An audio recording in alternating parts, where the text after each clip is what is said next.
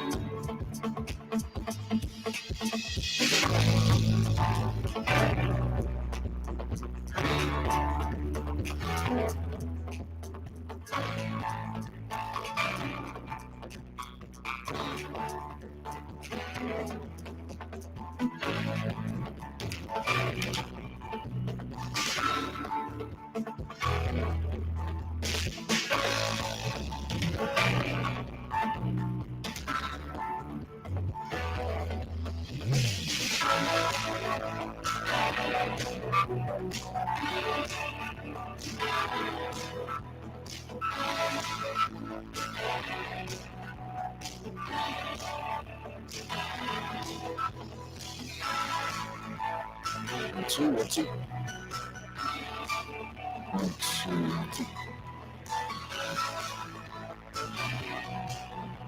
We've got about a 5-minute countdown, so we'll be back sitting in 5 minutes. Thank you very much.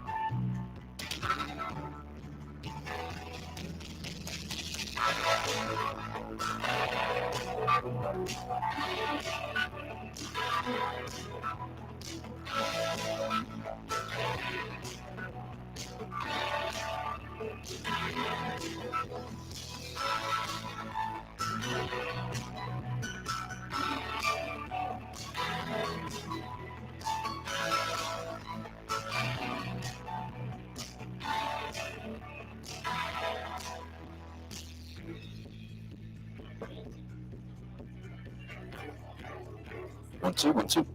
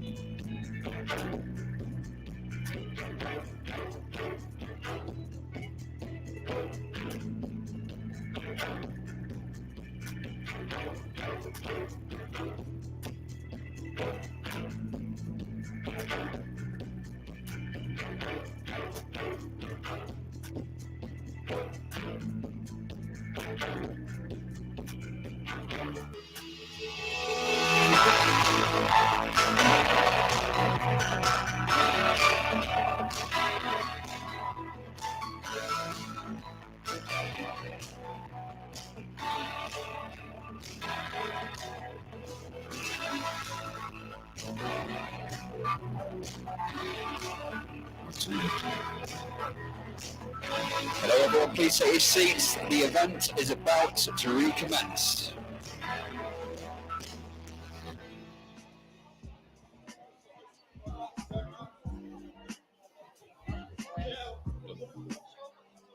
Do a thing, yeah. Just not like this.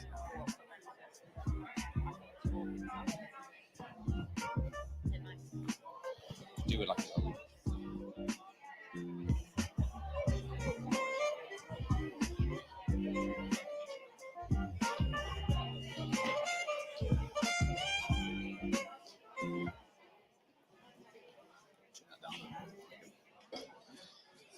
Something so then just do that one for now.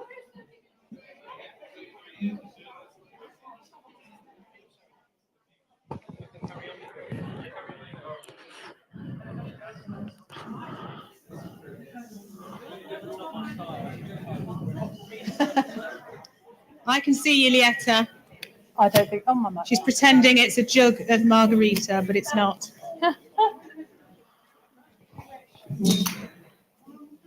So those of you loitering at the back, still eating food, we can see you, Martin Forbes. He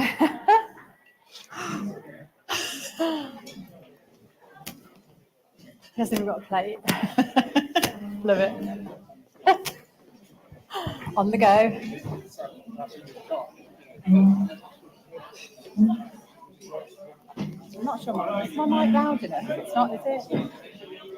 Is it better now? Is it better? Yeah, I have to really properly put it. You ready? Oh, no. No time for a plate.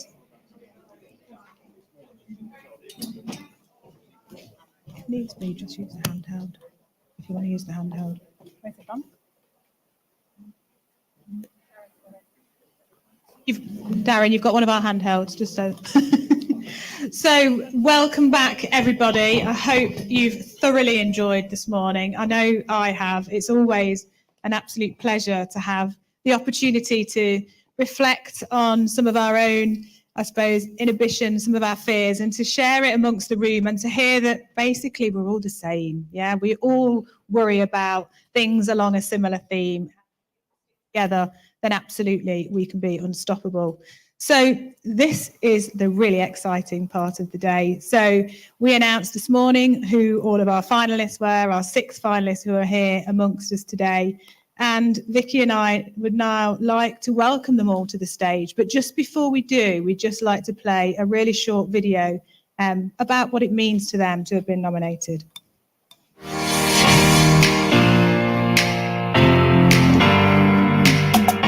I'm so excited to be nominated for the Barbara Cox Woman of the Year Award. Being nominated for the Barbara Cox Award has been a really humbling experience. To just read what colleagues who I actually take a lot of inspiration from have said about me, it's really made me realise how important our role is to help other women in the industry. I'm absolutely thrilled to share that I've been named a finalist for the prestigious Barbara Cox Woman of the Year Award. It's a real honour to be among a great cast of other nominees. Thank you so much for selecting me as a finalist for this award. I'm really honoured. It's a privilege and it's an honor to be nominated with the rest of the women in this important Barbara Cox Award. This award celebrates women who lead with innovation and impact, and I'm honoured to be among such inspiring women. It's amazing to work with such a fantastic set of people and be nominated with such a fantastic set of women. As a relative new entrant to the industry, being recognised for the work that I've been doing really makes me feel a part of the industry, so thank you. I'm really proud and honoured to be part of this cohort in 2024, so really appreciate it. Thank you. Big thank you to Novuna and all of my colleagues that nominated me. I feel really incredibly grateful, and I look forward to meeting all of the other lovely ladies that have been nominated.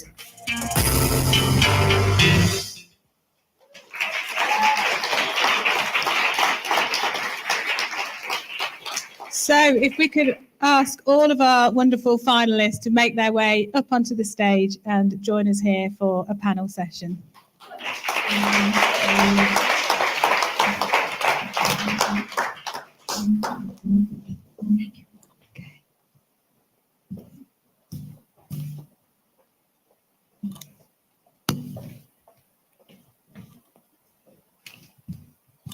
It's a squeeze.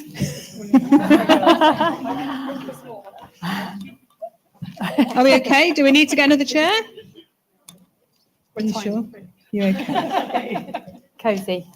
So, ladies, thank you so much for being part of this process. It's been wonderful to read all of the nominations, all of the fabulous things that people have had to say about you. And I know myself, Vicky, and all of the other judges found it truly humbling to read what other people have said about you and what an impact you're making on our automotive industry and for the wider female community.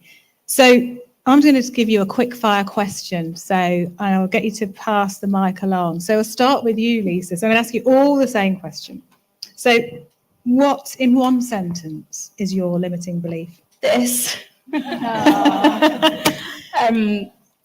It's like fear of public speaking in front of an audience. I really am outside of my comfort zone right now, but I'm here, so far so good. Okay, Sally.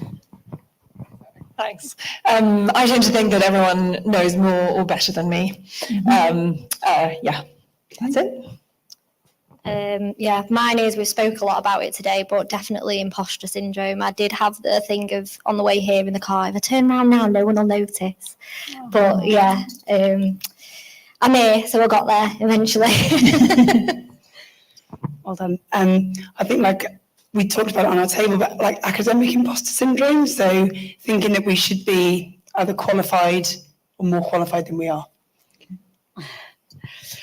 In my humble English, I am very happy. I think all of them could receive this award as me. For me, it's a bit of a fear of failure, but I hate letting other people down. So I get a fear of letting other people down, and sometimes that can mean I might let myself down by not protecting things that are important to myself. So yeah, really about fear of letting people down. Thank you. Lucy, if you hold on to the mic, I'm going to do another quick fire question. We're going to go back around that way.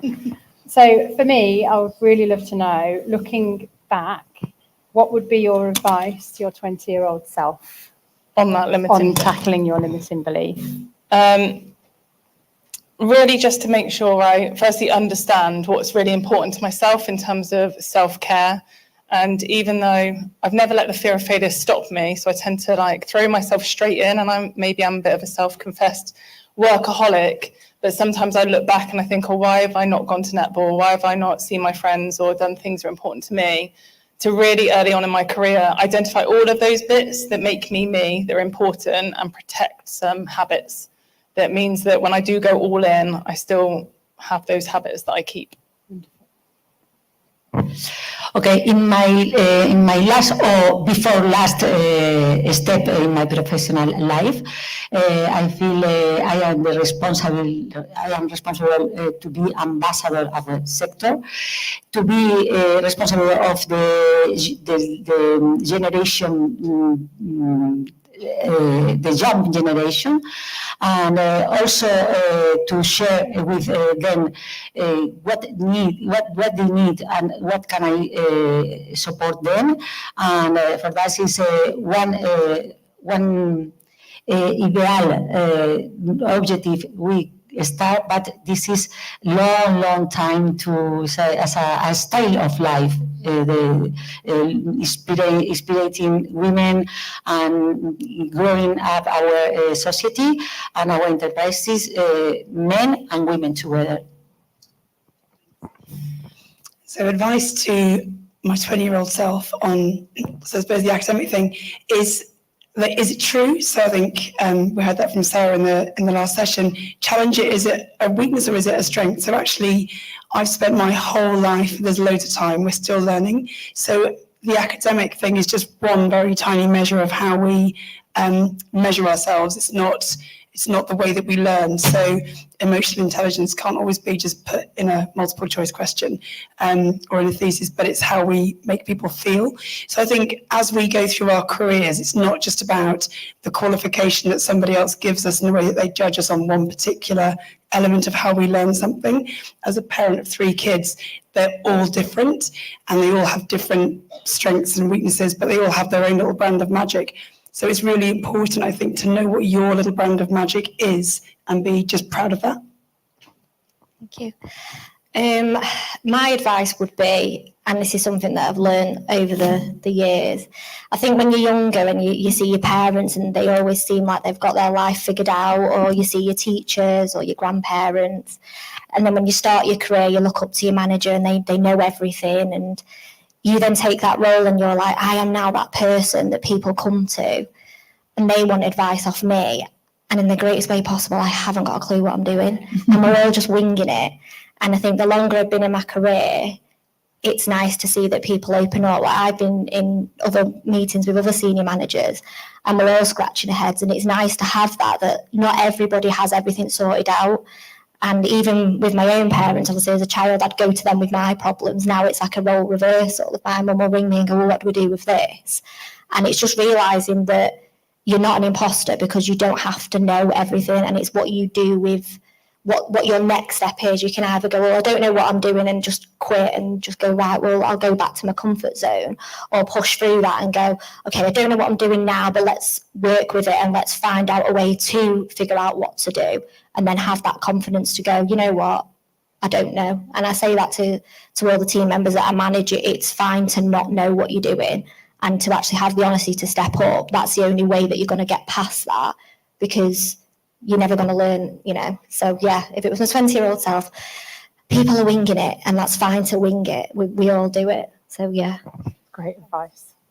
Thanks. The problem with thinking that, so from my perspective, the problem of thinking that other people know more than you or know everything about something is that it can feel terrifying to ask a question. And often what sits behind that is this fear that you'll look stupid or that you don't have the right to have an opinion. And as Jacqui said very succinctly there, you don't necessarily ever know that that's true. You can't really know that that's true, or that someone knows more about something than you do.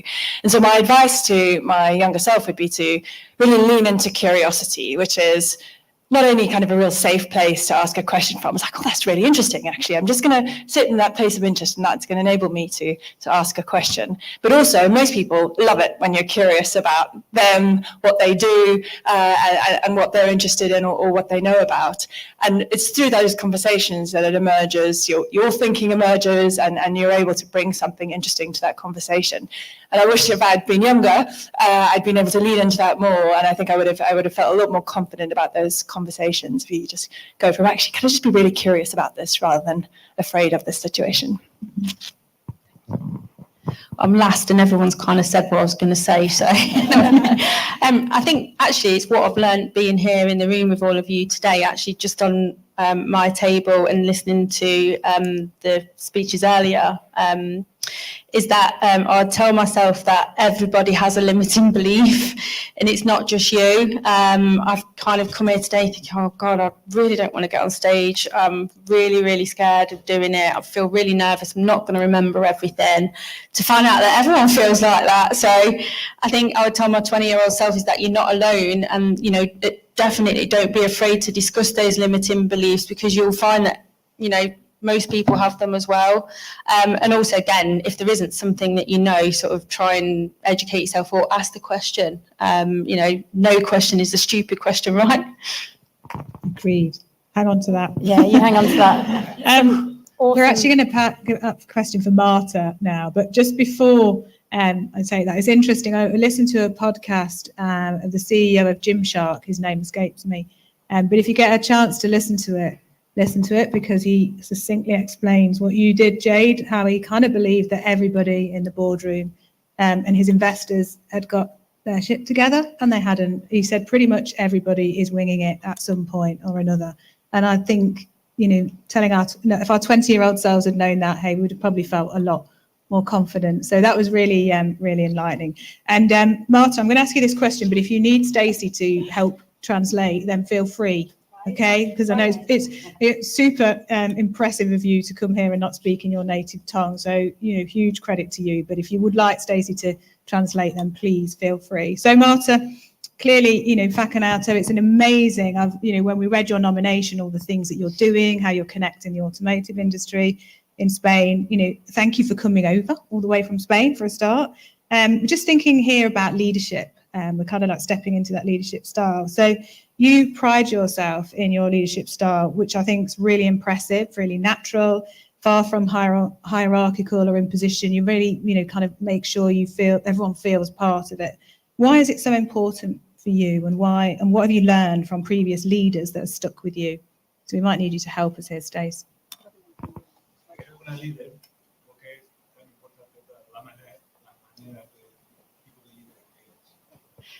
Thank you, Spacey. First of all, Faconauto is the association of almost 6,000 dealers in Spain, and we means the 3% of GDP for our country. More than 161,000 employees. That means when you take one position in my style of management, I think always how can we do the best? The best is you took this position in A. When I leave Faconauto, in my dream is to leave this position in A+. How to do that? I think one leader need obviously where we need to go, where we like to finish this strategy. That is, to have a strategy is very important. You need to share with your team. Always with your team. Alone, it's impossible to do nothing. When you have your team, is the style also is, if I like go from here to there, what is your propose? I don't need to say, Monse is my colleagues in Spain, Monse, do that. No, Monse, what do you propose? What idea to go there? Because that allow to growing up, to feel you do the best, your best. Your best is the best for the company. I think the saying is easy, is good. And also all the dealers are looking all the day. What is Marta and her team is doing is good because you are relaxed, saying, I am doing the best for you. Mm-hmm. That was great. Thank you, Marta. So Jade, we're going to come to you next, if that's okay. Thank you.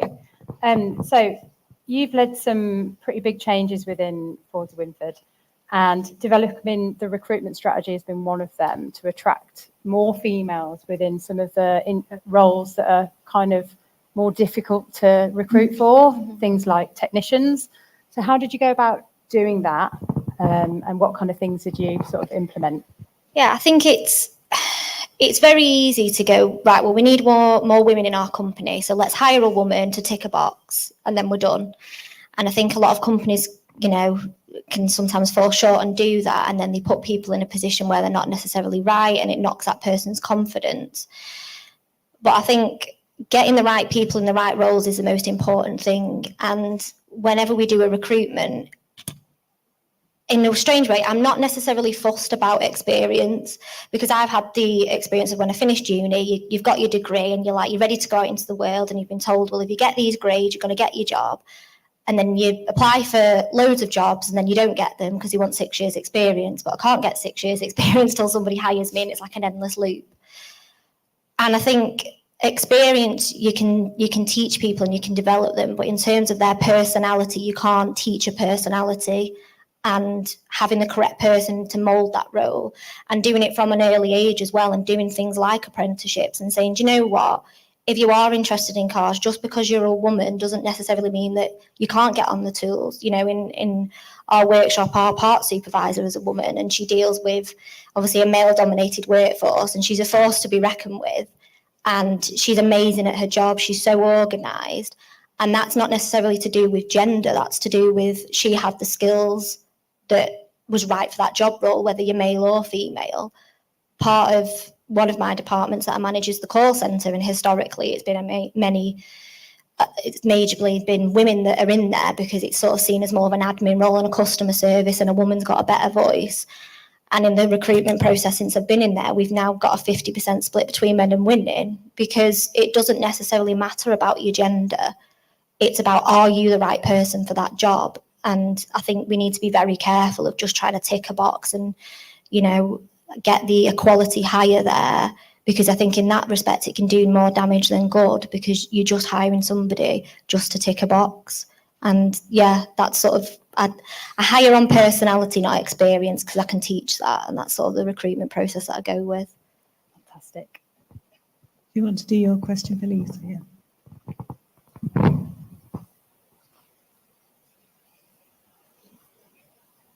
For Lisa. Mm-hmm. Lisa. So I've got a question for you. So your impressive journey to where you are now has had its challenges, and it's clear that empowering those around you and mentoring takes sort of a really strong hold, and it's really shone through the nominations. So to have women that have taken your mentorship and succeeded to enhance their careers and be successful in that next step, what would your advice be to help us nurture the talent around us? Businesses need to provide company-wide change, and that starts at the top. So, obviously that's where I've come in with several ladies within the organisation, working alongside those, all with their own limiting beliefs. I can quite easily remember conversations I've had with 2 or 3 of them where they've said, well, actually, I do see myself in this particular role, but I don't think I'm going to be able to do it because of this or because of that. And, what we would then sort of sit down and look at, why don't you think that you can do those things? It might be that they don't have the qualification, because some things do require qualifications, of course, or the experience, but the desire is there. We've all got common sense, so we find a way of doing these things, and then put out a plan there on how we're going to get that individual into that sort of position, either by finding a course. For example, our head of marketing, Danielle, had this you remember the conversation? And then, to actually fund that education as well. I think that's really important, that you're not going to say, well, this is what you need to do, so go and do it and then come back. It's important that the company actually funds that, because you're investing in your people, and, they're going to give back in that investment that you make in them. Danielle completed level 3 in marketing. She's worked her way up through the ranks. She started off as a sales support executive, and then she's like, well, actually, I quite like marketing. So, okay, I will look at that. And, she's worked her way up to head of marketing. She runs her own team. She literally is the face of Reflex.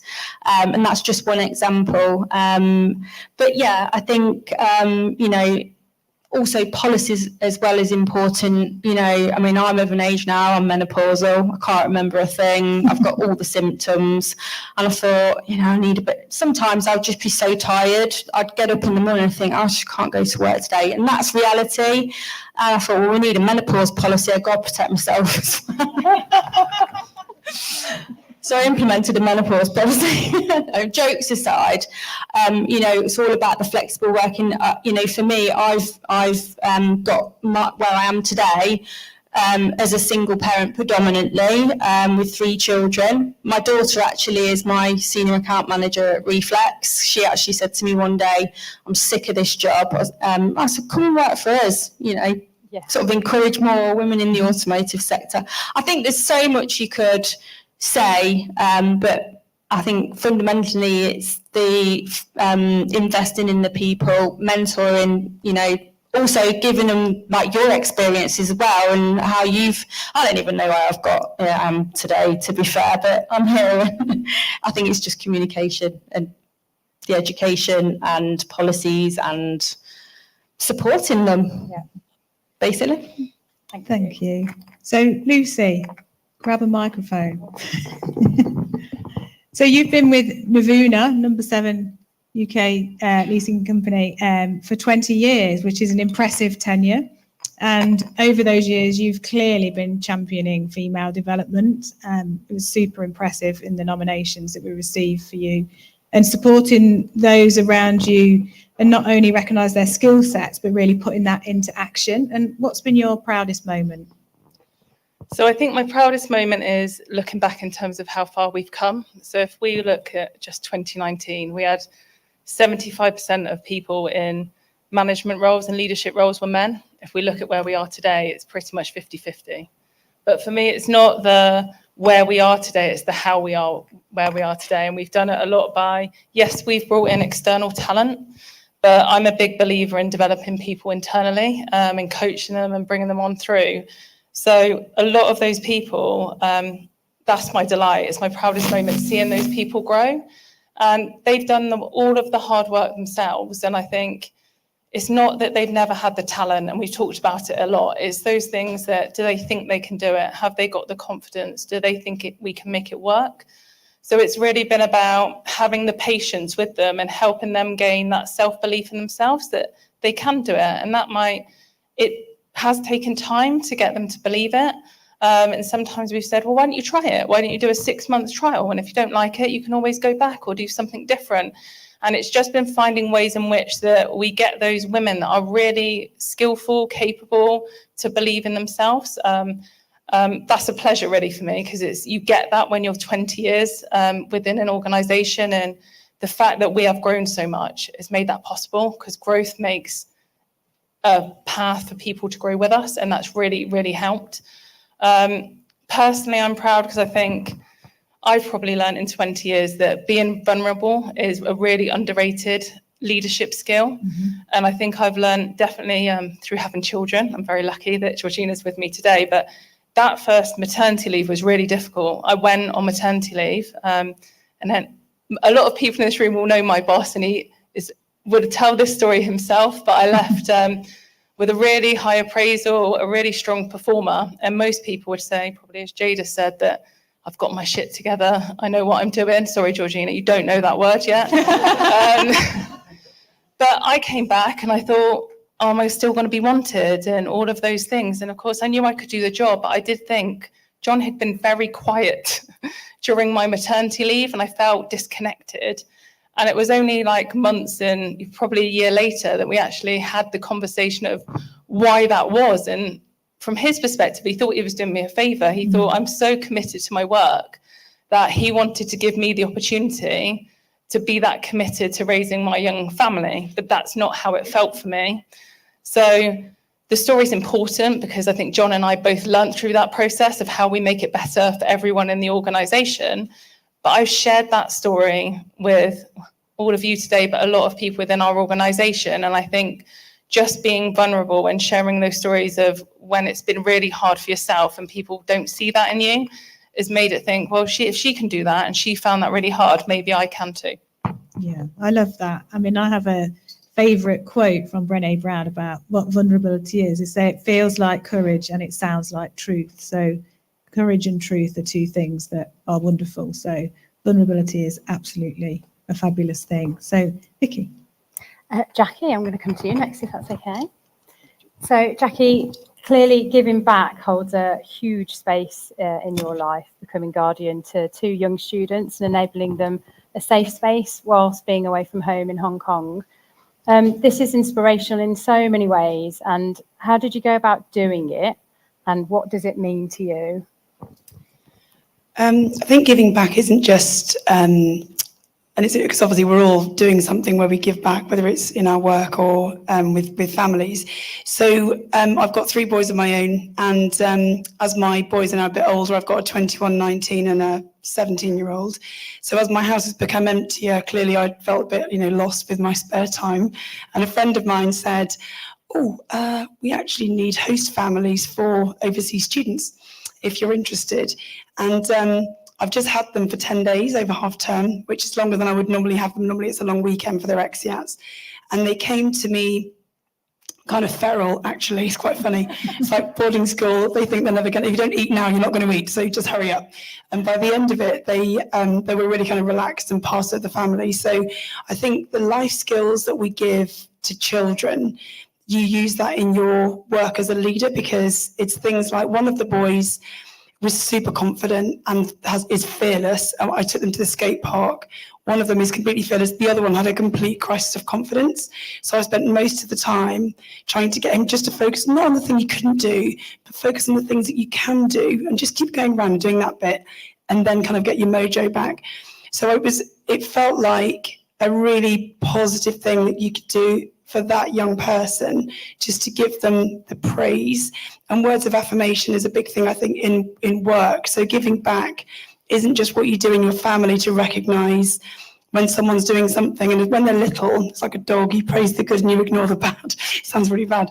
But it's you ignore when a dog jumps up and you praise them when they sit nicely. But it's the same with children. If you just remind them of the good things that they do, if you think you can, you're right. If you think you can't, you're right. They kind of go, oh yeah, I'm really good at that, aren't I? So I try and do that, not just in the home, but also in meetings. So often I'll see a woman in the meeting room who's very usually the most talented, but very rarely the most senior. And I always call out what a great job I think they're doing privately as I'm leaving, like, God, you nailed that. And you can just see the swell of pride that someone's noticed that thing in them. So I think as a parent, you want your children to be free to go into the world with the skills equipped to go into the world and know what they're good at and where their strengths are, but also not be afraid of getting things wrong a few times. So I think that's probably why it's a really mental thing to do, because my house has been literally bursting for the last 10 days and I army cater like a demon. So but it's really rewarding when they go back and they've had a really good time with your families. That's good. Thank you. That's lovely. So Sally, when I read your nomination, one of the standout things that resonated with me was your welcoming home, actually, for female-owned car dealerships. Only 2 in the whole of the UK. It's so important to have role models in our industry, and the work that you're doing in this space is just brilliant. And also, just to call out, you've been in the industry now for 4 years, and you're really making For 2 years. Oh, okay. Really making your mark, some of the things that you're trying to do. But what types of things are you doing with these female-owned businesses to help them thrive? Thanks, Sam. Yes, so we came across, and I'm sure many of you have come across, a tiny little dealership called Wink Cars a little while back. And we heard their story and we thought, that's phenomenal. These two women, one of whom had worked in a car dealership, who just said, actually, I think we could sell cars in a different way. I think we could do this differently to how we've seen in the dealerships that we've worked in.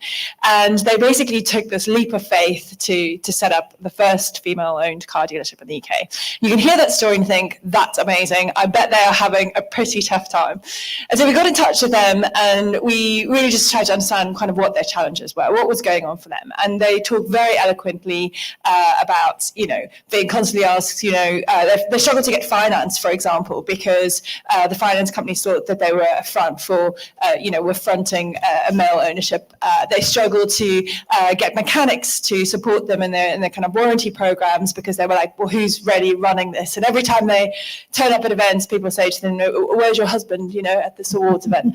And that sort of constant pressure. And we were like, well, what can we do? And of course, as a new business, they had cash flow challenges. And so this is one of the brilliant things about becoming more senior is you suddenly get the ability to write checks before your finance department see them and moan at you. And we're able to give them an unprecedented deal to use our stock sourcing platform, which was where one of their big challenges was finding good cars. And we were able to help them with provisioning, finding those cars. And that was just sort of step one. And then I think the next thing that we did and realized was important for them is they had some experience in the industry, but they were learning a lot as they went. And what they really needed around them was a network of people that they could call and speak to. And so we sort of immediately put them into our, what we call kind of white glove service layer, which is, dealers who are buying hundreds of cars a week on our platform. And we put them into that tier. So they were speaking every day to really, really experienced industry hands who'd worked in dealerships themselves. And we were able to provide them with the same level of service that we would provide for, some of our biggest partners, but also had been there and done it themselves. And were able to share some of that experience and advice. And that included things like coming to all of our events and so forth. And we feel like we've hopefully been able to give them a bit of a platform to talk about what they've been doing. And then lo and behold, another one popped up. And we're like, well, this is fantastic. This could be spreading. And of course, it's been brilliant to be able to replicate that with another business. And I really, really hope that isn't the only two that we'll see in the UK. And I think, one of the things that's amazing about being part of a bigger organization is that you can use your power and your budget to help bring up some of these smaller organizations, and you can use that as a way to help change an industry. That's fantastic. Thank you. Jade, I'm coming to you next. That's okay. Thank you. So it's clear that charity is a big part of the culture at Foote of Winsford, and I particularly loved your drive-in cinema concept. What does it mean to you to continue the amazing work and that you yourself have driven over the years, and what can you share? What's next? Yeah, I think, as you said, I think when you've got a bit more influence and things like that, and you can use that for good as well. Where our main site is, it's a bit more of a lower socioeconomic area, and I think especially the cost of living crisis has hit it quite hard.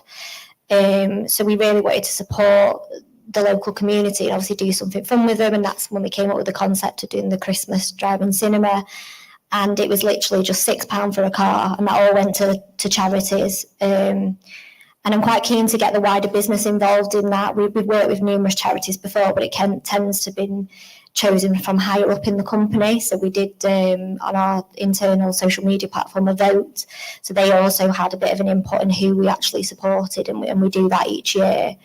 So last year we took on the Joshua Tree, who helped children suffering with cancers, and we also took on the local dogs home as well, which has been, I'm a dog person, so I was a bit biased with that one. But yeah, I think it's really important to support your local community and not even frame it as what are we going to make profit out of this? What does it benefit us as a business? Because it gets the brand awareness out there anyway, because you introduce the site to people that have never heard of us.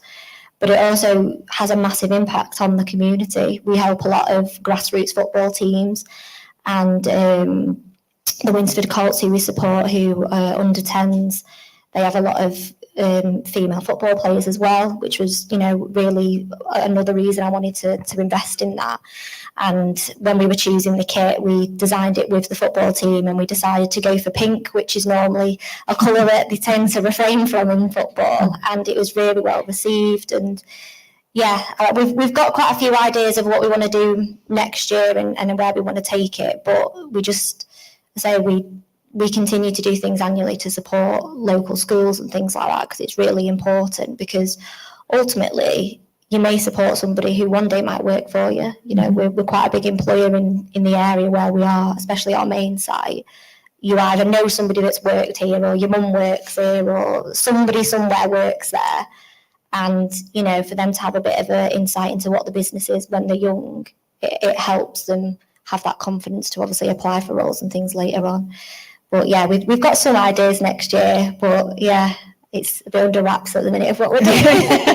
Oh, we'll have to watch this space. So Marta, can I come to you? Just a question around innovation. So decarbonisation plays a big factor in Faconauto's vision, and you describe Faconauto women as the glue that solidifies the union of the automotive sector in Spain. Can you describe a little bit more about the role that Faconauto women plays in this space and why it's made such a difference? Okay. To understand a little bit more around Faconauto woman, I think everyone as employee or as manager or leader, because you have more influence, you have two goals. One is logically focus in the business, in our P&L, everything, but also we need to work to create or to change the world in the best way. 20 years ago, when I work in Peugeot, we start with a network as your network, your Women on Drive, called the Women in PSA, no, in the PSA group. We start because you are younger, but all the meeting room smell men perfume, all of them 20 years ago. I said, we need to change something, because the customer, more women come as customer, the society is more diverse, and we need to change our enterprise. And for that, from these days until today, with Faconauto Woman, is an initiative to change in three aspects. One is change the mentality of our women inside our dealers, because even then, the town sometimes don't believe in they can't. And for that is the first goal. The second is to change the culture for our manager, our dealer, because it's not a big company, normally small and medium enterprise. And for that, this message is very important to change the culture and to change their own style of management. The third objective of Faconauto Woman is to attract more women and young talent for dealer, because we have a problem. The young people, women, don't choose the industry, automotive, to work. With this, we do like you, mentoring, interviews, a lot of communication, event, a lot of things, and participate if somebody calls us, we go.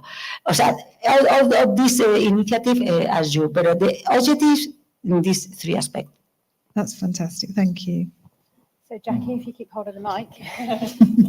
So innovation and tech clearly drives your career path, and I absolutely share your love for technology and what it can do in problem solving. Clearly, you've had so much experience in driving change, and that coupled with the mastery of bringing the right people together to drive that change. What's been your most challenging aspect as a female in your experience so far? So I think the technology thing. So when I started in automotive, it was very analog, and I mentioned that in my profile. It was literally, we started our career, I worked in media, and it was literally, we had a magazine and a phone, and we would canvass competitor magazine advertising to try and sell ads in our magazine. So you learned at a really early age to be very resilient and to get a lot of no's. So because you have to literally just open the doors and you get a no, and you go to the next one, you get a no, you go to the next one. So I think resilience was something that I was trained to deal with at a really early age. And predominantly the people we were trying to sell to were men. So we were working in automotive. So sort of fast forward 20 years, and I went to work for Auto Trader, and it was such a diverse culture. And the most refreshing thing was change was normal. And actually, they talked about not just listening to the high-paced person's opinions. They talk about the hippo scenario where you have to, like, in that business, the high-paced person's opinion didn't really matter. You kind of went with the right idea, and that was great. So I think every job that you do, you learn, and you keep that learning with you. No one can take that away from you. So whatever your goal is in your career, your life, if your goal is to keep learning, you will always succeed. So I think the way that I've tried to, as a woman, support other women to have that self-belief and to keep learning and to keep growing and to be quite intentional with how we make sure that we develop gender balanced teams. So when I joined Keyloop, it was a team of 9 people. There was 1 woman. When I handed the team over last year, it was 50-50 split, which was great. So, and that was an intentional, I wanted not only to have a gender balanced team, but actually having the right balance of CVs coming in. If you haven't got any female CVs in your selection, make sure that your business partner works harder to make sure that you have a balanced selection to go at. I've reached out specifically to candidates that I thought would be a good fit for the business and the culture, and that's paid off. And they are succeeding in their roles, and actually hiring a team of talented people and letting that talent shine is really important. So if I was the leader of that team, it's important that you've hired this talent and you give them the opportunity to bring their ideas to the table. Otherwise, you're just going to be the high-paid person's opinion, and that's not actually what you want. You want the diversity and richness of the talent that you bring in. So I think challenges as a woman, we've talked about it all day here, and there's sometimes an unfairness that you don't get the job that you think you might be ready for, but actually if you don't get the job, doesn't matter, you will always keep moving forward. So just keep going with your own personal development and go where you think you're going to learn. So be intentional about where you work and make sure that you find a fit for you. I think it's really interesting, Jacqui, because when I was been reading that book I was mentioning this morning, it talks about the fact that, you know, a woman would only generally apply for a job if she feels she's 100% competent against the requirements. Whereas a man might do it at 60, and there's no one saying who's right or who's wrong, but certainly in that scenario, the CVs that you're missing, they may have been 80% competent. So it's a really important thing to do from, you know, the HRBP point of view, to make sure that things are worded in a way and that women both take the fear and do it anyway and put their hand up for challenges, but that also we try and use the right language to encourage women to take the step. Sally, let's come back to you, if I may. So you've been involved with some impressive innovations in your career history so far. So, and we know that adapting to the environment around us and agility is key for this. What's been your most significant challenge as a female spearheading change that you've had to deal with and overcome? I suppose the automotive industry has been a particular challenge. I've only been in it for 2 years, and I think, you know, it is more male dominated than any other environment I've worked in, and I've worked in tech my whole career, so that has been challenging. But also, like, I'm not a car person at all, and so it felt like the sort of double whammy of lack of kind of fit in or belongings. You haven't been in this industry, you don't know what you're talking about, and you don't know about cars, and you don't really care about any of those things, and you've got to kind of lean back into, well, I really care about business. And I've had to lean into, well, why am I joining this industry in the first place, and coming back to what an absolutely fascinating place it is to work, and how important it is that we are getting people who are trying to buy and sell cars to to be able to do those transactions, which is why I kind of came to Carwow. But I think what I've been able to kind of bring from previous roles is in many of those cases, I didn't know what I was doing either. And I started with building that foundation of knowledge. And that for me has always started with spending time with customers and spending time with partners. And so certainly in the early days when you're having those conversations of like, well, let me explain this to you, Sally. You don't know about this, Sally. And even last week, we had a partner call me up and say, let me tell you how your business works. I was like, oh, this is going to be an interesting conversation. But it's been a lot of hard work to educate myself at the source of those conversations. So listening to calls with customers and going out to partners and sitting with them as they use our tools and technology to understand what their challenges are. Really, that is at the heart of innovation. That's where ideas come from, is that deep connection with customers, or if you're in a marketplace, with both sides of that marketplace. And I think that's true of any role, is being over the detail and being sure of your understanding of that problem. Yeah, and I loved that when I was reading your application around, you felt like you don't need to like cars to work in the automotive industry. You just need to like customers and solving problems. So a great reason for lots of other females to join our industry, for sure. Thank you. I'm coming to Lisa next. So Lisa, around sort of road safety, and it's hugely important to you and Reflex, and you led the way with regards to the FlexiTrack and FlexiCam, which is technology that ultimately you implemented to save lives whilst people are driving around in your vehicles. And as a female in automotive, how does it feel to be leading the way with these suites of products, and what's next for Reflex in that space? So I'll just take you back to 2013, and Reflex had kind of relaunched itself. We'd relocated 7 miles, well actually I live 7 miles away from here, but in Loughborough. And we kind of had to come up with how we're going to differentiate ourselves from the competition. And what was hot sort of subject around that time, well, it's always has been, but generally more so, was that vehicles were driving around without tracking, speed limiters and things like that. And, we work quite closely with the charity Break that's, wants to reduce road deaths. And, I thought, well, what can we do? And one of our customers said to us, we can't hire a van because it's flexible. They might only want it for a few days, few weeks, whatever. We can't hire a van without vehicle tracking and dash cameras, etc. And I thought to myself, we need to do something. So I'm like, go on. But I thought we actually need to come up with a way that we can provide a hire vehicle with vehicle tracking and cameras in it. So I did some research, met with several companies, sat in a room full of men, no offence. And, they were sort of like, oh, well, I don't really know, because, you would like a contract, et cetera, et cetera.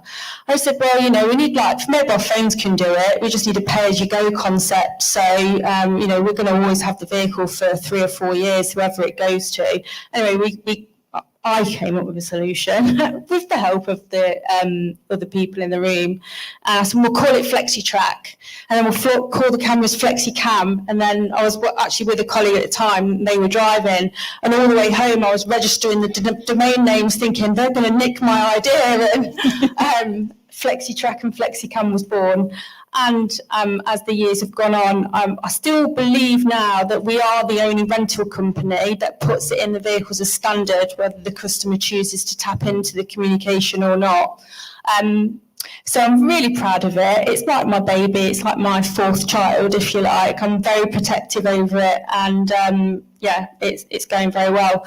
As for what's next, is our latest edition is FlexiCam Pro, and it's an AI camera. And basically it uncovers events that you would probably never see in real time. So, for example, if you're driving the vehicle, it can tell if you're smoking. So you're taking your hands off your wheel, and it detects through movement. It can tell if you're nodding off at the wheel. It can tell if you don't have your seatbelt on.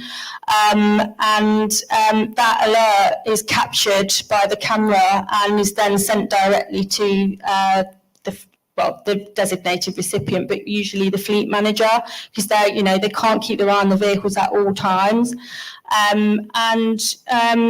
we did a trial on the first one, and the first live trial achieved 100% in seatbelt compliance, and 81% fall in speeding, and also detect speeding as well, I forgot that one, and 50% fall in fatigue. So, what we see is this actually could be far-reaching, particularly when the majority of fatalities in road traffic collisions are usually down to speeding. So, in 2022 alone, there's thousands of people killed, unfortunately, due to speeding-related incidents. So that's what we're looking at, and it's bannered under Drive with Reflex. So it's a bit of a sales pitch there, but sorry, Good. Can't help it. That was great. Thank you. So Lucy, coming back to you. So innovation doesn't always have to be the big stuff, right? I know that you're a huge champion of marginal gains and implementing small changes that add up to the really big stuff over time. And can you give us some insight into this mantra that you hold? So I think the mantra comes from my love of sports, watching and playing. And I think it's that concept of marginal gain. So when you like a lot of sport and you see people competing at a real high level to differentiate themselves or compete against the others, they look for those small improvements that's going to set themselves apart. And then I think, well, that's not that different to leasing, right? There's a lot of companies in leasing and it's a very competitive environment. So to win and retain business, we all have to keep forging ahead. So innovation is crucial, but when you strip it back and you think, as a leasing company, it's our roles to keep a lot of Britain's fleets moving day in, day out. We as an organisation and with our partners have hundreds of thousands of opportunities a year to delight our customers. So that doesn't come through just massive innovation. That comes from the over 500 people that we have doing the jobs and speaking to our customers day in, day out, and all of our partners and suppliers. So it's really that ethos is everyone's part they play adds up, and it can be something really fantastic if everyone just does that small change. So there's a really great book, and I am going to advocate for this book. I'm not sure you did a great job at that book earlier, but James Clear's got a book called Atomic Habits. I don't know if anyone's read it, but there's this 1% rule. So if I said to you all, do you want to be 37% better at something by the end of a year? I think you'd go, well, that's great, but it sounds pretty hard. But if we reframed it and I said, do you think you could try and be 1% better at something each and every day? I think you'd all think, yeah, I've got that in me, I can do it.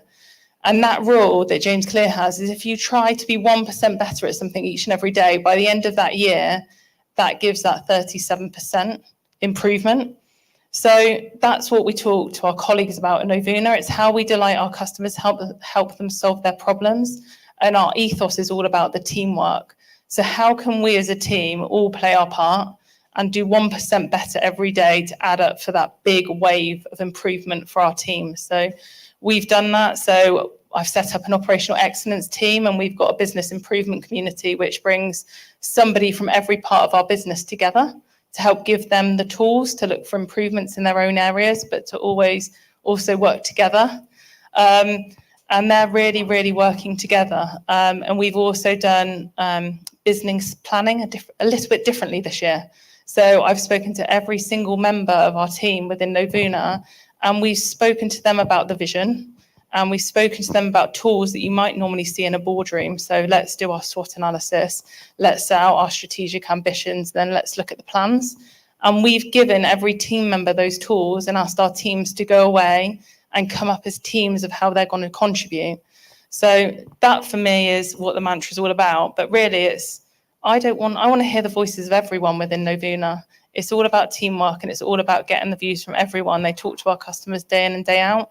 And I just think if I was doing their jobs, wouldn't it be much more empowering to think that I can be empowered to make a difference and not ask for permission, but seek forgiveness? And there was never any barrier to that. We've always had a lovely investment for small change and doing that type of thing, but it's really about creating that culture and giving people the tools to do the job.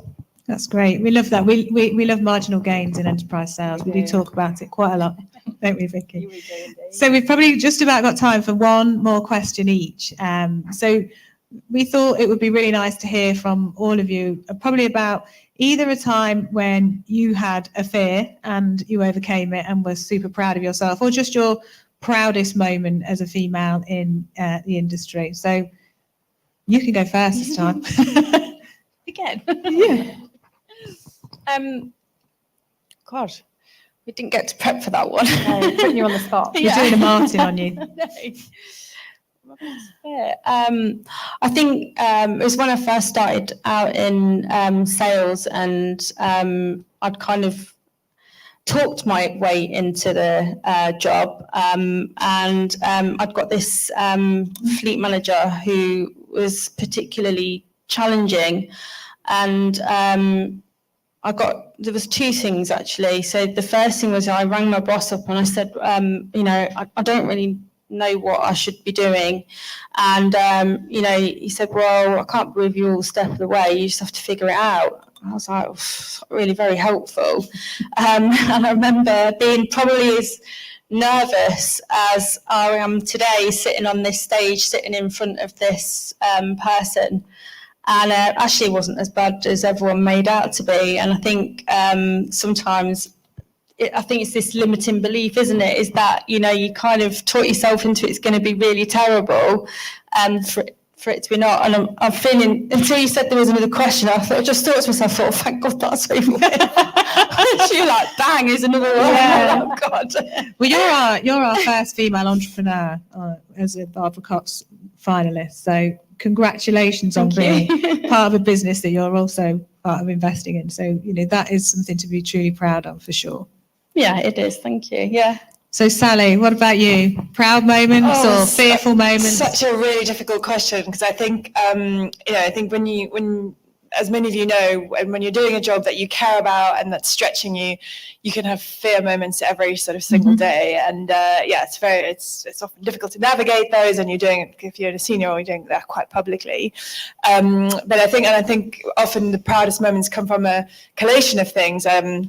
I was talking to my colleague Alex, who's here today, and she said something today that made me feel quite fantastic, which was, she said, until you showed up and started just being a senior woman in our organisation, we didn't have anyone to look at.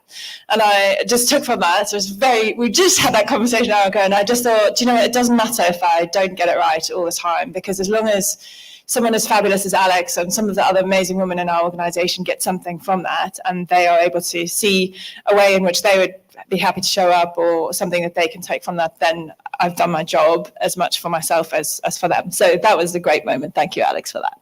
Oh, thank you. God, actually, mine sort of refers back to the charity events that we've done, which was the best and worst moment of my life.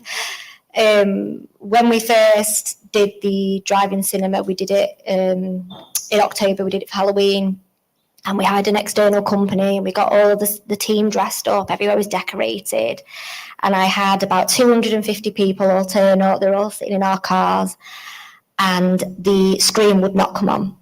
And it was the first time in my career where I was like, there is literally nothing I can do. I have no idea how to use this software. It's just not going to come on.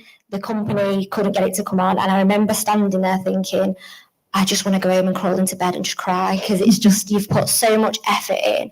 And I had to go around to all of the cars and apologise and, and say, I'm really sorry, we'll get in contact. And I had all of the team who looked absolutely fantastic in the fancy dress just staring at me, being like, well, what do we do now? And that was on the Friday, and I sat there at the weekend, and I was just going over it in my head and thinking, oh my God, I never want to do that ever again. And then I slept on it, and Monday rolled around, and it was like, right, well, I've got nearly 300 people, 250 people, that I've got to do something for them, and it's all for charity.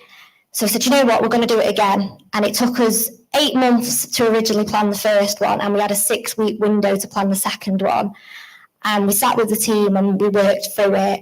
And when the film come on, and I've never been so glad to see a screen come on in all my life, and I just saw all the kids' faces light up, and we were all dressed as elves and all sorts, because we had the Grinch on. And one of my colleagues came over to me, and she said, I actually don't know how you've done that. It's so inspiring. If that was me, I'd have literally just gone home and never stepped foot in the building again. But it inspires me that you'll come in and you'll try again. And I never really thought about it up until that minute. But when she said that, it really meant a lot. And yeah, it was one of the proudest moments of my life, just seeing everything run smoothly and knowing that I hadn't given up, and it was very easy to just go, we are never doing that again. And I've never been covered in so much fake snow and glitter. I think I'm still finding it in my hair and items now. But yeah, that was my proudest moment of my career. Well done. On the elves theme, and so proudest moment, you say, or what was the question now? So I think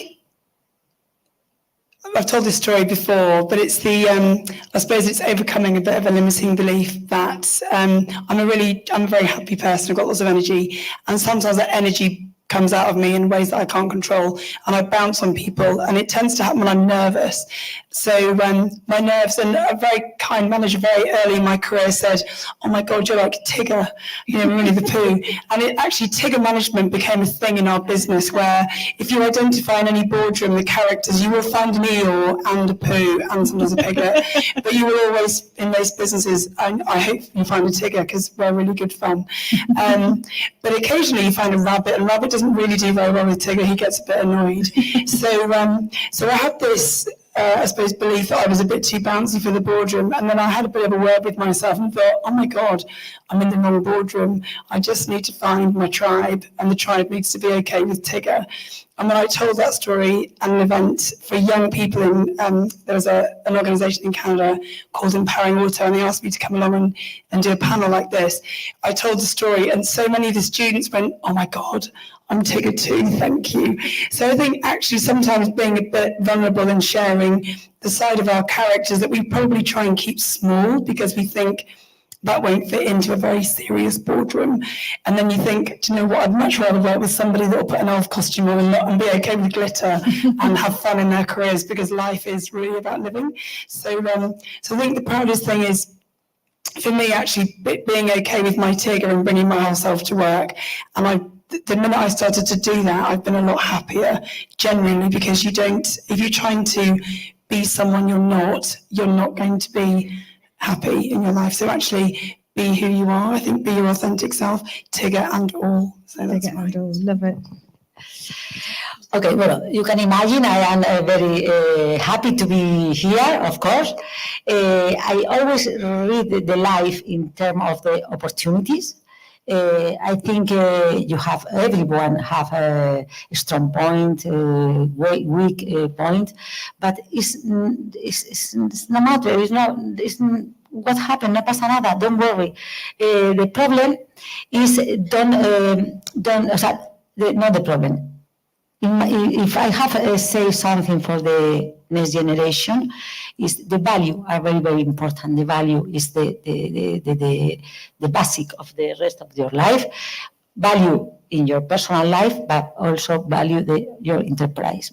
And also connect with for example, with enterprise as Cox Automotive, who share your value, and also your culture, your manner to do the things.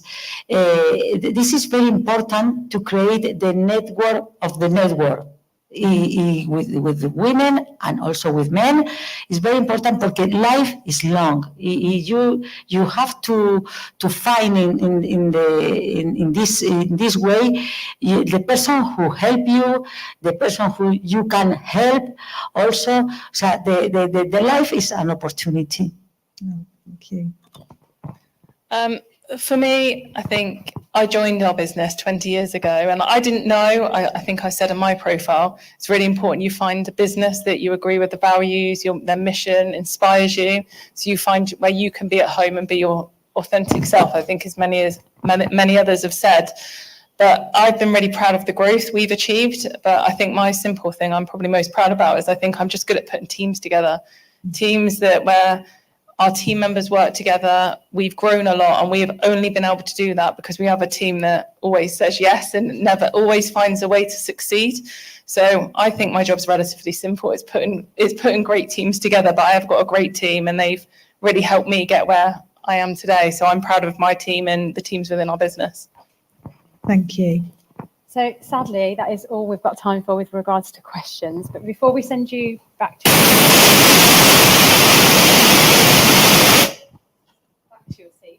Sorry about that. Sorry. Not even sure that was working. That's better, isn't it? Yeah, before we send you back to your seats, we've just got a little gift for you to say a big thank you. And we wanted to just congratulate each and every one of you because you are absolutely all winners to be sat up here today and spending the time with us. So thank you. I'll just get your gifts. Bear with me. So Marta, that one's for you. Thank you. Thank you. Yes.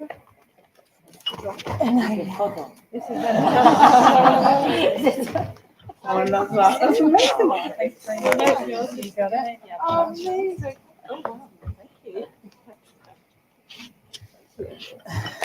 Jacqui? Oh, thank you.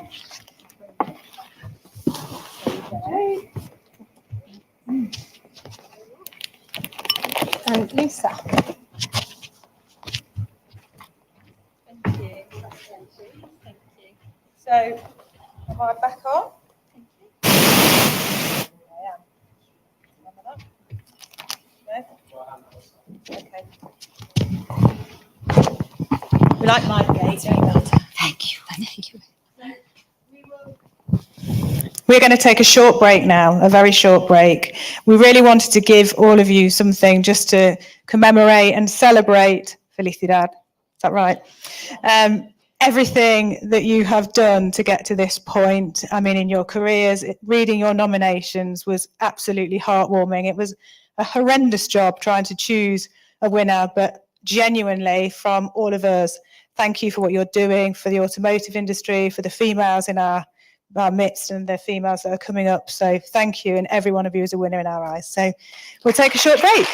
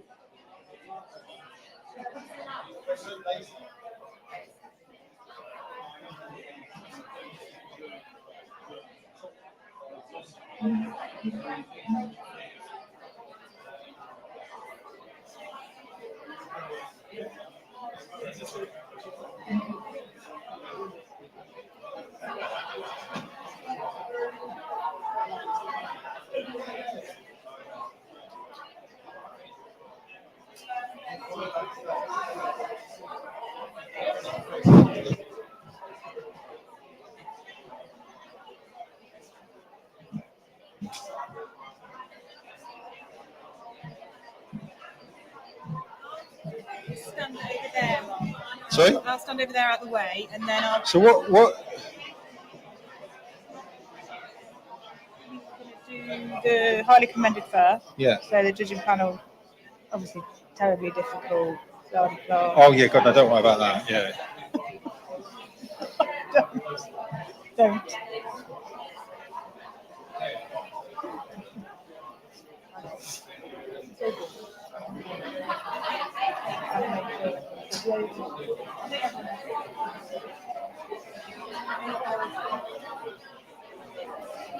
They never let me in.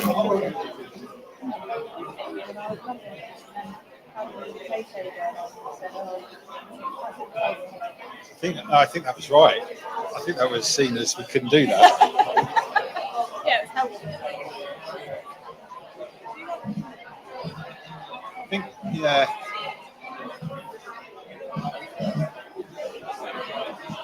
It's good. Hopefully, the 6 have got to take away now.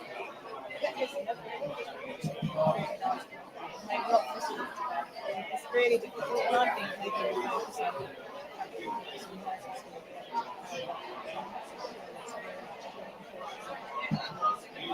it's always an incredibly impossible decision, isn't it? It's all about straight. Kind of just work for me to say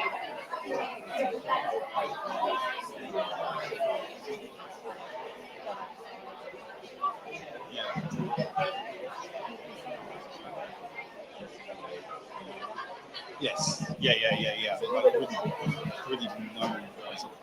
Yeah, So that's part of it.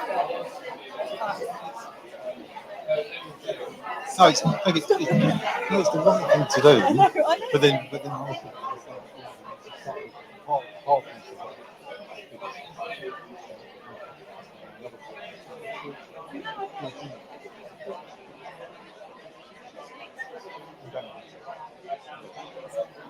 But you know,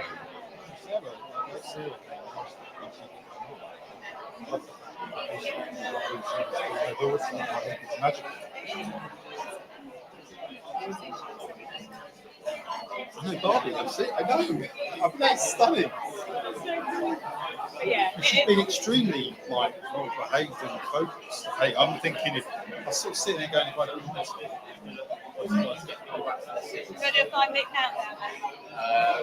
We will, yeah. Come on.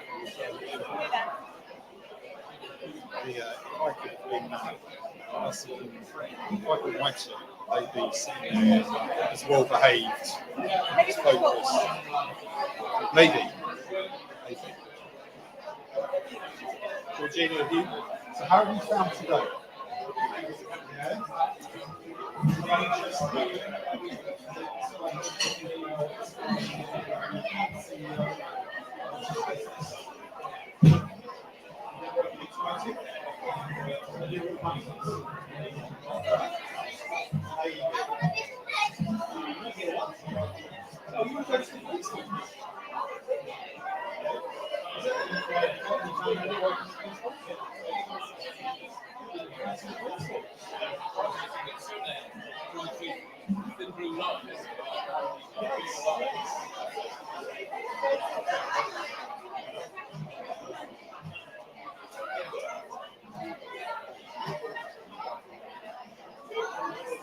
Yeah.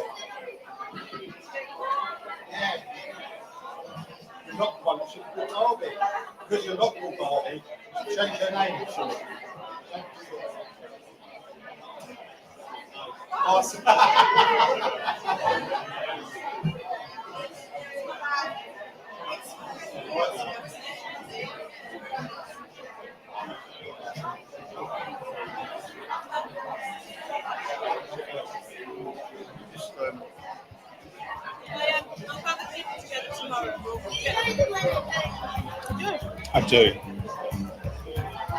I do, but the thing is, the most important thing is, in my eyes, all six are all really the winners.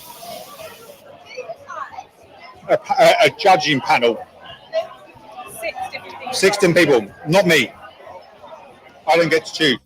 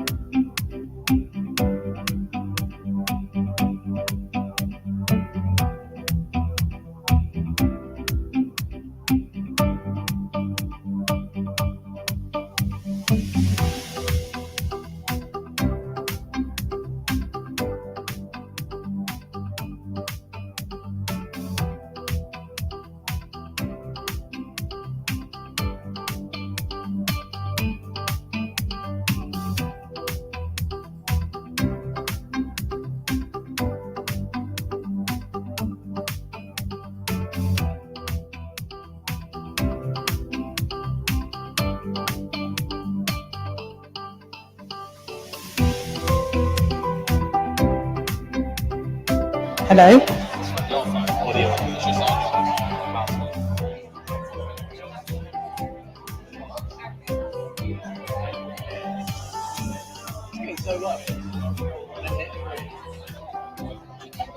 Let's go home. I know. Oh God, I'm going to go and have a glass of water and hope it's okay in a minute. Oh God, this is the exciting bit now. It's very exciting. I know. Oh, do you know what, that made me laugh? That was nearly a full-blown Sharon Stone moment. But they zoomed in at Lucy talking, but it was just your legs. And then you crossed your legs and was like...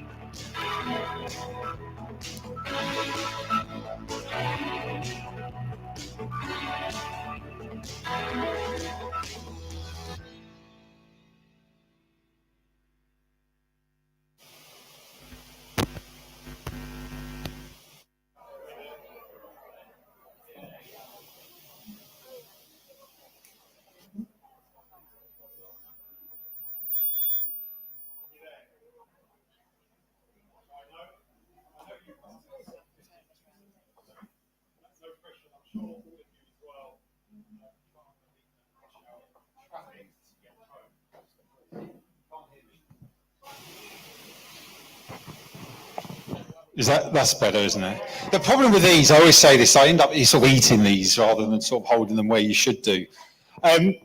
Look, I could sort of say a lot about today's event. First of all, a massive thank you to Sam, to Vicky, to Emma, to Darren, to Louise, for actually putting this event on today. Everyone's busy, everyone in this room are busy people, and to go to the extra discretionary effort to be supportive of this event and to put this on is really appreciative. So thank you very much. I can just give them all a round of applause for keeping driving this. Also, massive thank you to all of you for giving up your time to come here and help support. This is important. This is important to us as a business, Cox Automotive, but it's really important for us as an industry, isn't it? And we know there's many different initiatives that's trying to drive this industry to get more diverse and gender balanced. That's really important for us all of us in this room. We know that gender balance, and we truly believe it, that we know that a gender balanced and diverse businesses certainly will help drive innovation. We know that you retain and can recruit more talent. You get higher productivity, and there's more, and you get better financial performance. And the reality is there is study after study after study that shows you that diverse and gender balanced organisations prove that. And this is what we're here to drive. Thank you to the finalists. Again, giving up your time, joining us here today. Thank you for all the effort that you had to put in as well prior to this. I apologise we couldn't afford a bigger sofa. Next time we will work on that. You were all very elegant in how you managed to squeeze in there, may I add. Could have been more difficult. Look, the Women We Drive and Barbara Cox Award, like I say, really important to us as an organisation. It's important to us to a global organisation. When we talk about the Barbara Cox Award, you saw it at the beginning. This is really important to us as an industry. It's important to us as the US. Alex Taylor, who's a fourth generation family member, he's our chairman and CEO. Clearly, this is like I forget how the lineage goes. It's like his great grandmother. And this is really important to him. So I'm actually attending his board meeting next week. And part of that will be me presenting back who's won the Barbara Cox Award, because then that will go up to the Cox family board and then it gets displayed and we talk about it. So it's really important to us as an organisation itself. I also find this really valuable for me. It's moments like this that I come into, and I think all the sessions were fantastic, and thank you for everyone that's presented. But what it does, it helps remind me and sometimes stop of just the fact that sort of the sexual discrimination that exists or has existed in our industry and still exists in our industry. And sometimes when we had that little chat around the table, I still get shocked, embarrassed, reminded of the fact that we have made great progress, but we've still got so far to come. And I just love the fact, I'm sitting here, and I know last year Sarah brought your mum, did you, to come along? And today we've got Lucy that brought Georgina. And I'm sitting there and thinking, and I've got two little daughters myself, so they're 7 and 10. And as I sit there and have that discussion, look, we want to be able to take out that sexual discrimination, have more diverse and balanced businesses today. But what we've got to make sure is that we are creating a better environment, not only in the automotive industry, but just across social barriers, across social environments and across all industries, that we know that when Georgina's there standing up and being the next CEO, although she has told me, Mum, she wants to be a policewoman or police person. And then would love to, what was it saying, you love to get people and put them in handcuffs. Is that right, Georgina? I mean, but I think but that's, for me, I know that's sort of, as I say, that's important. And it helps me remember that as I'm leading this organisation, I've got sort of phenomenal leaders around me, that we just need to always make sure this is top of the agenda. And I do think we do a great job at this, but this isn't just about us, Cox Automotive, this is about us helping and evolving this industry. It's a great industry, it's a fantastic industry. We love it, but we've got to make sure we just continue to sort of go forward and further improve. I'm going to stop there. I keep going. I know that Marta's got a taxi to catch, so we're under, and all of you want to get in the car. So my job is, and I sort of joke about this, I actually really like this and I really hate it. Because I'm not very good. I actually sort of saying, could we not go back to what you do when you're at sort of primary school, where you play sports or you play football or hockey or netball, and you go, hey, everyone's a winner and you'll get a medal. Unfortunately, we don't work in that world, and we actually do need to choose a winner from, well, they're all 6 winners, but we need to choose a winner from the 6. But before we do that, there is a highly commended. So I'm going to first of all announce the highly commended. The highly commended will come up, receive a trophy, and then post that, I'm then going to announce the winner. So if I'm just going to read from this part rather than ad-lib and make it up. So I'm really excited to announce our highly commended recognition for the Barbara Cox Woman of the Year Award. Our judges were thoroughly impressed with this individual's nomination. She described as a force to be reckoned with, making her mark by showing tireless enthusiasm in supporting and lifting up women within our industry. She's demonstrated outstanding leadership, breaking barriers in a male-dominated field and serving as a powerful role model for women. She spearheaded the creation of an initiative dedicated to attracting and promoting female talent in the sector, and has been pivotal in increasing job opportunities for women already within the industry or those seeking to join. Through her efforts, she's launched the first mentoring program within automotive and has worked tirelessly to create a supportive community, organising networking events and initiatives that empower women to take on leadership roles. Her commitment extends far beyond professional development, actively supporting charitable initiatives that aid women at risk of social exclusion by helping them achieve independence and access to employment. Our highly commended awardee dedication to gender equality and her visionary leadership has created a more inclusive and supportive environment for women in this industry. It's with great pleasure that I can announce the highly commended recognition for the Barbara Cox Women of the Year Award to Marta Blázquez.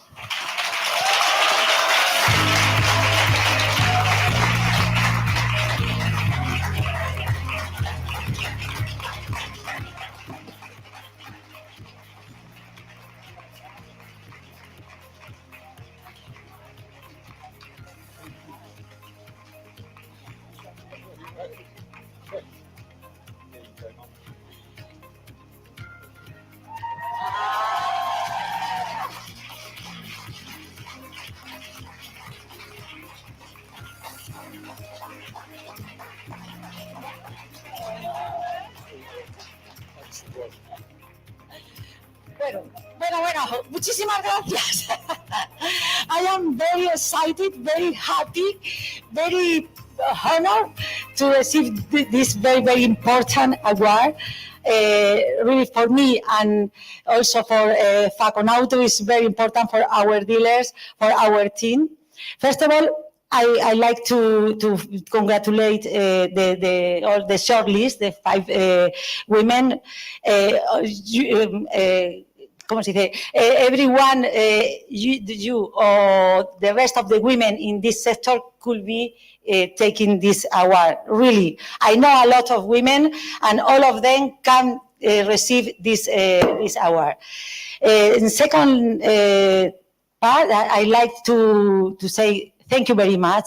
Thank you, Martins and everybody, your organization, and also your company. It's a big, big company, and really I feel very happy to have an award from Cox Automotive. Thank you very much.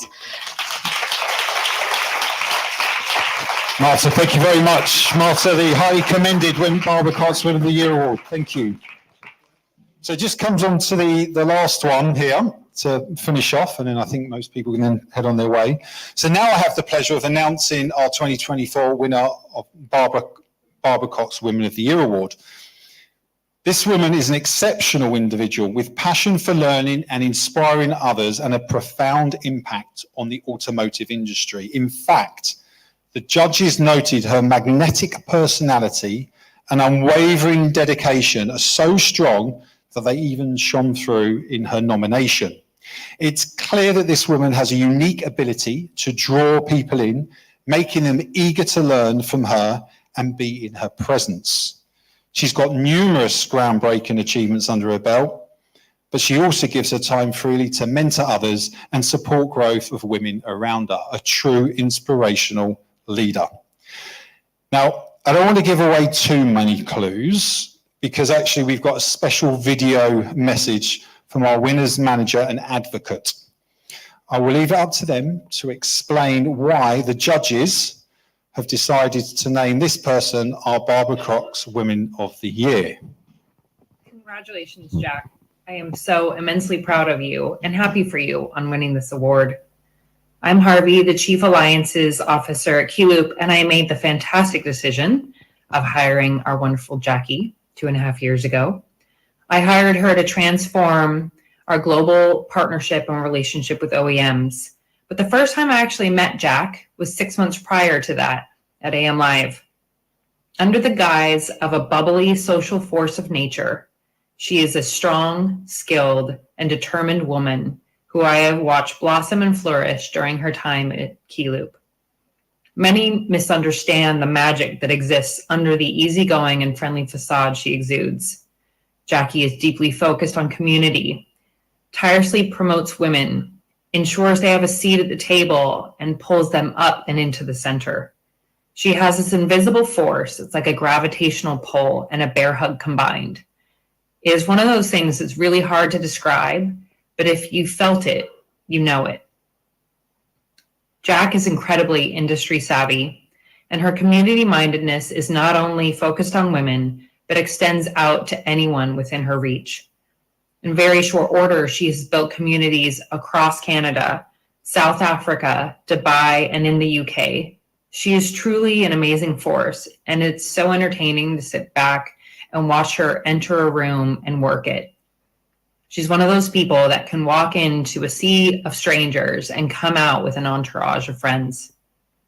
Jack understands deeply that being on the fringes of the world is not the best place for someone who intends to recreate it. To go beyond the given, you must be deeply rooted in it. And that's why her body, mind, and soul are all poured into accelerating the pace at which women push forward within our industry. In writing this, I did some research on Barbara Cox to find words people use to describe her, and I noted some down that correlate with the Jack that I know. A legend in her own right, a trailblazer, innovator, business pioneer, resolute, determined, inspirational, and someone who cares deeply. Jack, this world has always belonged to males, and none of the reasons given for this have ever seemed sufficient to us. You are a person whilst annoyed by this fact, pays it no attention, and moves on swiftly to accomplish the goal you have in your sights. Knowing you, I know you will take little time to dwell on the accolades you have just been given, but will use this moment as motivation to do more and achieve greater things for women in our industry and all industries, promoting diversity and inclusiveness, not only for us, but for everyone. Congratulations, Jack. I cannot wait to celebrate with you. Well done on your amazing achievements. Thank you, Harvey. What an amazing message. So without further ado, please join me in welcome Barbara Cox, Women of the Year winner, Jacqui Barker. Come to the stage.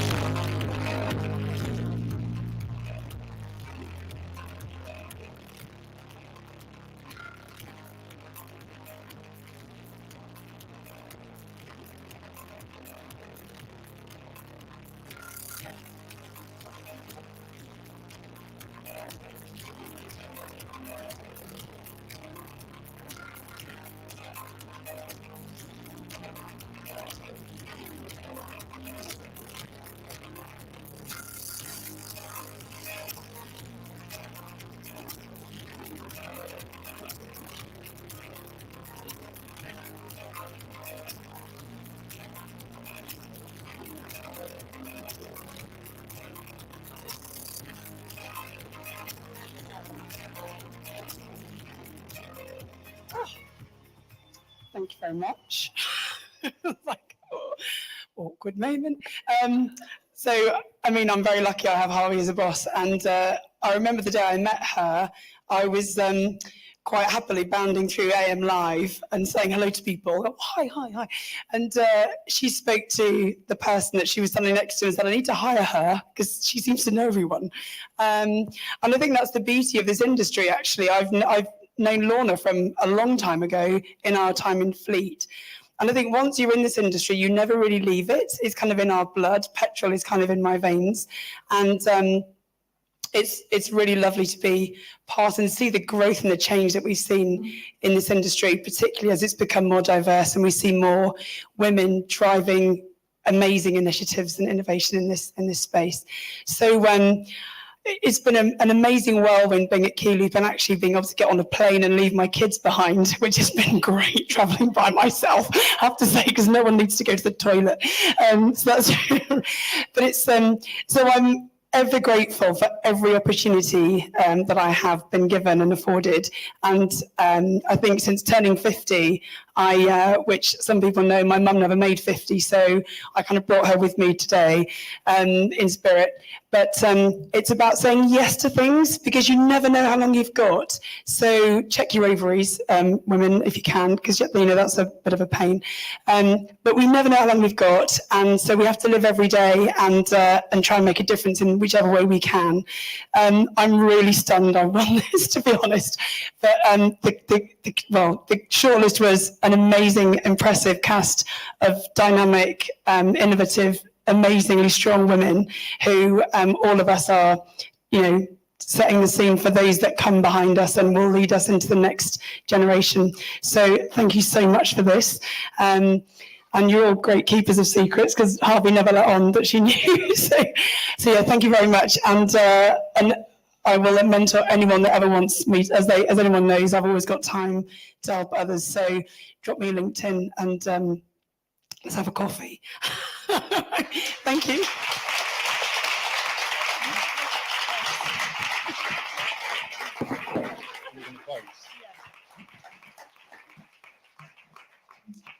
So that brings us to the end of today. And as Martin said, we absolutely, truly believe that every single one of you on our shortlist, which was hard enough, deserves to be applauded as an incredible female leader across our automotive industry. But well done, Marta. I mean, some of the things that you've done have been nothing short of incredible. And Jacqui, I know I can see by the look on your face, there was not one part of you that thought you were winning this today. So congratulations. And I look forward to seeing what you do with your £5,000. Sorry, that's rather loud as well. That might want to go down. I look forward to seeing what Jacqui does with her £5,000 self-improvement bursary, maybe something to do with Tigger or Winnie the Pooh, who knows. I'm intrigued to know at our next board meeting, Martin, who is Tigger and who is Eeyore. So, Liam, what do you think? We'll have a little discussion about that. But look, this brings it to a close. It's always a wonderful celebration. I'm so honoured to be the sponsor of Women with Drive. To make any difference to females, both in Cox Automotive and outside, is truly a wonderful honour for me. So we're going to play you a short video which brings up some of the past winners and just really closes off today. So thank you for taking part and congratulations to everybody.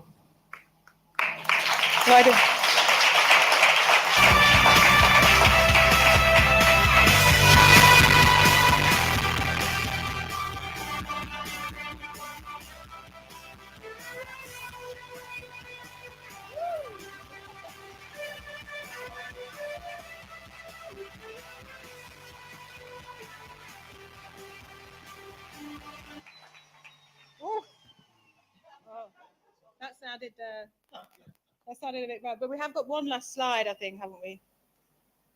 Have we? So just a reminder from that wonderful video that we played earlier today. Let's all make sure we play our part in closing that dream gap and making sure that our future female generations can be whatever they want to be, including policewomen. Georgina, you have been an absolute trooper today, so congratulations to you for being here with all of us today. So it's been a pleasure to have you. So everyone have a safe journey and look forward to seeing you all again soon. And thank you for coming.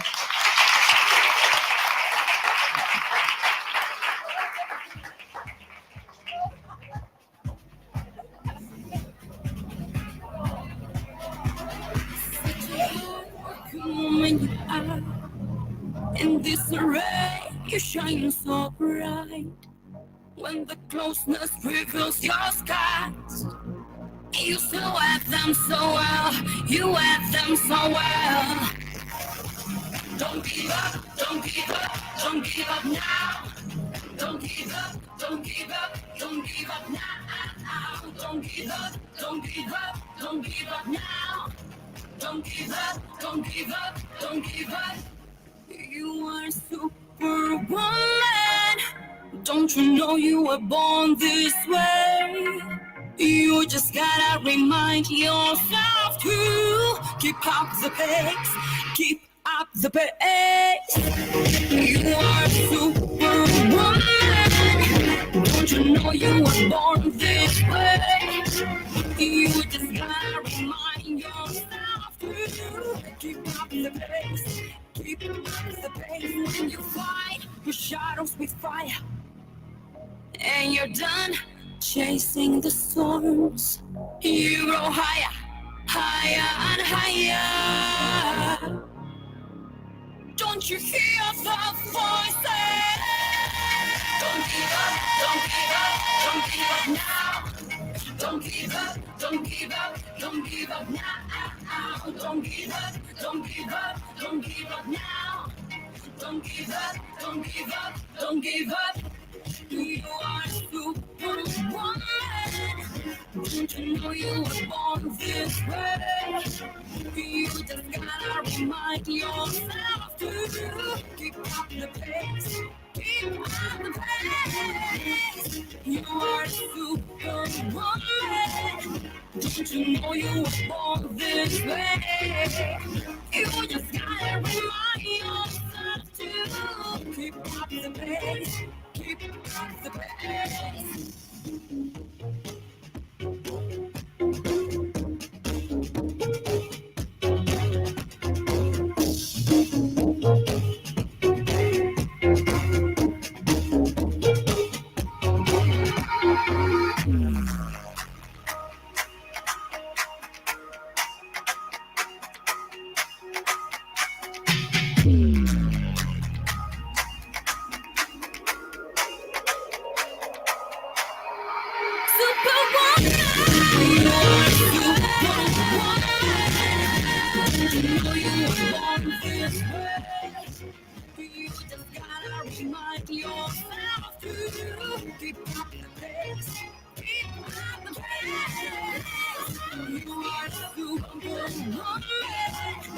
Don't you know you were born this way?